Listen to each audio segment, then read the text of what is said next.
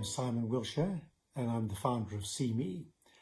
Like you, I've read a lot of articles and listened to a lot of videos on how we can respond to the current situation and heard a lot of good ideas. I've also found they're quite scattered.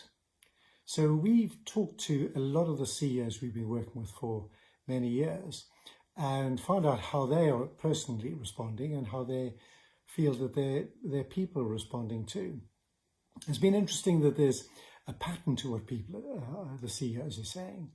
And they're noticing that initially people were quite euphoric and quite enjoying not having to travel to work or maybe go to the office.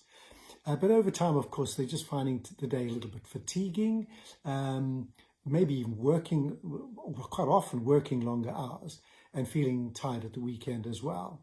But also getting frustrated at not knowing when this is going to end or really being able to do business as they would like to do it.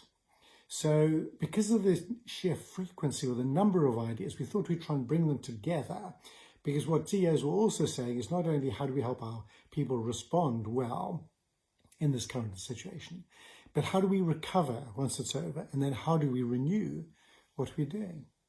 So we brought those two ideas that we've got together in the form of 6 S's. And those 6 S's are as follows. Firstly, space. We're quite used to the idea of being 6 foot apart when we're out of our homes. It might be something, of course, that just to use as a yardstick for home. But if we have a choice of the rooms that we work in, sometimes it's a question of saying, where do I experience the least distractions? Or where's the best light? Or can I play my own music? And it's a question of where am I going to be? Where am I happiest to work? And therefore going to be most efficient.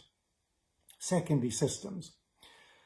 First part of that, technology. Whether it's iPads or laptops, whether it's Microsoft Teams or Skype or WeChat, those systems are largely being provided by organizations.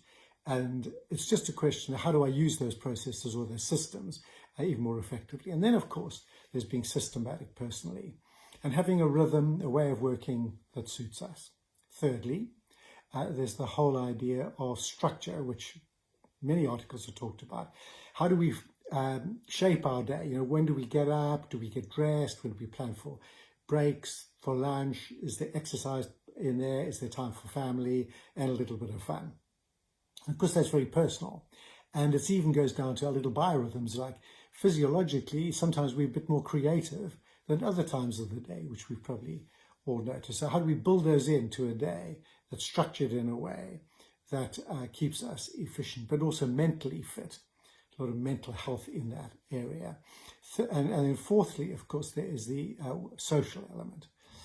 And because we're deprived of the contact, say with friends and family and colleagues and clients, this is a big issue. How do we now reconnect, even though we're not physically with people and we're not close by them in the office or elsewhere or outside or playing sport? And there's lots of good ideas on that, and we're going to go through those because this can affect our emotional health and our well-being. Fifthly, seasonal element. So we don't know when this is going to end. And this is another factor that can actually affect, as we know, our mental well-being, and of course, as a result of that, our emotional health.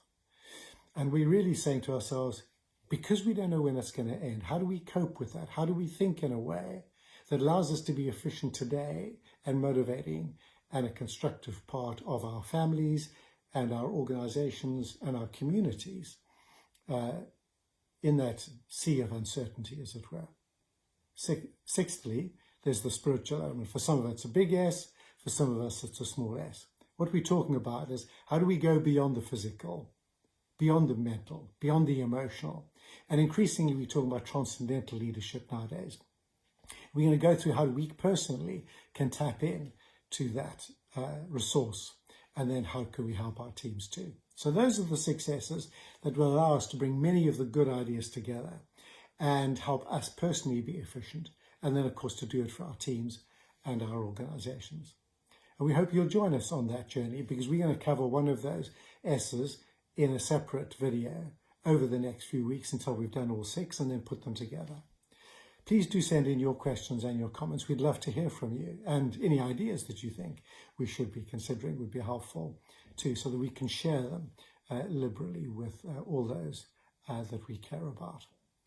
If you'd like to know more about CME, please do go to our website, and that's colour-profiling.com. We look forward to you joining us.